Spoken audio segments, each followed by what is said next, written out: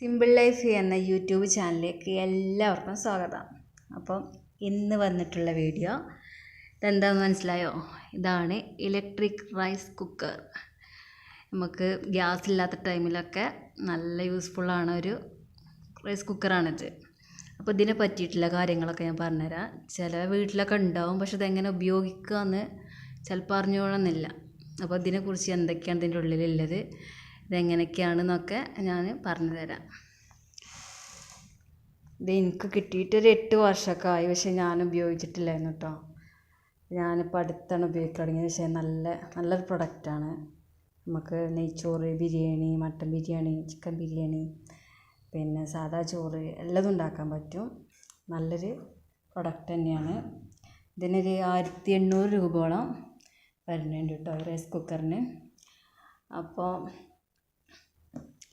ഇതിൻ്റെ ഓരോ കാര്യങ്ങൾ ഞാൻ കാണിച്ചു തരാം. ഇത് നമ്മളെന്തെങ്കിലും വെള്ളം തീമിച്ചിക്കാണ്ട് എന്തെങ്കിലുമൊക്കെ ആവി വരുന്ന പ്രോസസ്സാണ് ഇതിൽ. അപ്പം ആവി വരുമ്പോൾ നമ്മളെ കൈയൊന്നും തട്ടാൻ പാടില്ല, കയ്യോ മുഖമൊന്നും അതിനടുത്ത് കൊണ്ടുപോകാൻ പാടില്ല. നല്ല ആവി വരും. പിന്നുള്ളത് ഇതിൻ്റെ കോഡ് വയറാണ്. ഇത് ഫ്ലഗിൽ കുത്തണം. പിന്നുള്ളത് കുത്തുമ്പം ഫസ്റ്റ് വരുന്നത് ഇവിടെ വാമെന്ന് എഴുതി കാട്ടുന്നുണ്ട്. നമ്മളിത് ഓണാക്കുമ്പോൾ വാമിലാവും ഇവിടെ ഒരു ഗ്രീൻ ലൈറ്റ് കത്തും. പിന്നെ നമ്മൾ കുക്ക് ചെയ്ത് തുടങ്ങുമ്പോൾ നമ്മളിത് ഇങ്ങനെ കുക്കിംഗ് ആക്കുമ്പോൾ ഈ റെഡ് ലൈറ്റ് കത്തും. റെഡ് ലൈറ്റ് കത്തിയാലാണ് ഇത് കുക്കിംഗ് പ്രോസസ്ക്ക് പോവുള്ളൂ. പിന്നെ ഇതിപ്പോൾ നമ്മൾ നെയ്ച്ചോറൊക്കെ വെക്കുകയാണെന്നുണ്ടെങ്കിൽ അതിൻ്റെ കറക്റ്റ് വേവാണ് ടൈം ആകുമ്പോൾ അത് ഓട്ടോമാറ്റിക്കായിട്ട് വാമുക്ക് പോകും. പിന്നെ ആ ചൂടും തന്നെ നമുക്ക് എത്ര നേരം വേണമെങ്കിൽ അതിൽ നിൽക്കുകയും ചെയ്യും. നല്ല റൈസായിട്ട് കിട്ടുകയും ചെയ്യുന്നതാണ്. നമുക്കിത് ഓണാക്കി നോക്കാം. ഓണാക്കൽ ഈ സ്വിച്ച് ഇവിടെ ഇങ്ങനെ ഒന്ന് അമർത്തി കൊടുത്തിട്ട് ഓണാക്കാം. ഇതിലെന്തൊക്കെയല്ലേ നോക്കാം. ഒരു കപ്പുണ്ട്, ഒരു ടീസ്പൂണുണ്ട്, ടേബിൾ ടീസ്പൂണുണ്ട്. ഇവരിത് പറയണത് ഇതിക്ക് ഈ ടീസ്പൂൺ മാത്രം ഉപയോഗിക്കാൻ പാടുള്ളൂ എന്നാണ്. പക്ഷേ അതുകൊണ്ട് വലിയൊരു സുഖമല്ല. അപ്പോൾ ഞാൻ അളക്കാനൊക്കെ ഈ മരത്തിൻ്റെ ഇത് വെച്ചിട്ടാണ് അളക്കൽ. പിന്നെ ഇത് സ്റ്റീമറാണ്. നമുക്ക് പഴം പിഴുങ്ങാം, പിന്നെ മുട്ട പിഴുങ്ങാം.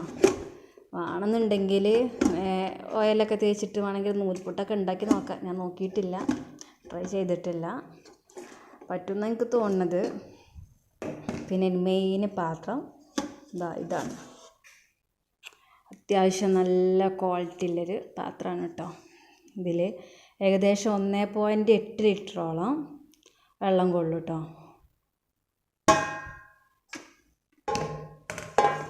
പിന്നെ ഇപ്പോൾ നമ്മൾ നെയ്ച്ചോറിനോ ബിരിയാണിക്കൊക്കെ അരി എടുക്കുമ്പോൾ ഈ ഇതിലാണ് വെള്ളം. നെയ്ച്ചോറിന് നമ്മൾ വെള്ളം വെക്കുമല്ലോ. അപ്പോൾ ഈ ഒരു കപ്പിൽ അരി എടുക്കുകയാണെങ്കിൽ 2 കപ്പ് വെള്ളം അങ്ങനെയാണ് നമ്മളിതിക്ക് ഒഴിക്കേണ്ടത്. ഇതേ മെഷർമെൻറ്റിൽ ഉപയോഗിച്ചാൽ ചോറ് അടിപൊളിയായിട്ട് കിട്ടുന്നതാണ്. അപ്പോൾ നമുക്ക് നെയ്ച്ചോറൊക്കെ വെക്കണമെന്നുണ്ടെങ്കിൽ നമ്മൾ ആദ്യം ഇത് വെക്കുന്നു. ഇതിലേക്ക് കുറച്ച് നെയ്യൊക്കെ ഒഴിച്ച് ഉള്ളിയൊക്കെ ഇട്ട് വാട്ടിയിട്ട് നമ്മൾ മരുന്നൊക്കെ ഇട്ടിട്ട് വെള്ളം പാരുകയാണ്. ഈ കപ്പിന് സമമാക്കി നമ്മൾ വെള്ളം പാർന്ന് എത്ര കപ്പാണ് നമുക്ക് അരി വേണ്ടത് അതിൻ്റെ ഡബിൾ വെള്ളം പാർന്നിട്ടാണ് നമ്മളത് വെക്കുക. എന്നിട്ട് പിന്നെ ഉപ്പൊക്കെ ഇട്ടൊക്കെ റെഡി ആയിട്ട് നമ്മൾ ഇങ്ങനെ ക്ലോസ് ചെയ്യുന്നു. പിന്നെ ഫ്ലഗ് കുത്തുന്നു. ഫ്ലഗ് കുത്തിയതിന് ശേഷം ഈ വാം മോഡിൽ നിന്ന് കുക്കിംഗ് മോഡിലേക്ക് മാറ്റുന്നു. പിന്നെ നമ്മളൊന്നും നോക്കണ്ട കേട്ടോ. ഇത് കറക്റ്റ് വേവാകുമ്പോൾ ഇതവിടെ ഈ വാം മോഡിലേക്ക് പോകും. പിന്നെ നമുക്ക് എപ്പോഴാണ് വേണ്ടത് തുറന്ന് നോക്കിയാൽ മതി. നല്ല ചൂടങ്ങനെ പോകുന്നില്ല കേട്ടോ. ചൂടിലിതാവും. പിന്നെ നല്ല ഫുഡ് ഒട്ടാതെ നല്ല ഫുഡ് കിട്ടും. ഇത് പിന്നെ ആവി പോയിക്കാണ്ട് ഇതിൽ കുറച്ച് നിൽക്കും കേട്ടോ. അതിനുള്ളിലത്തെ ആവി ഇതിൽ നിൽക്കും. ഇത് നമുക്ക് എടുത്തുകാണ്ട് കളയാം.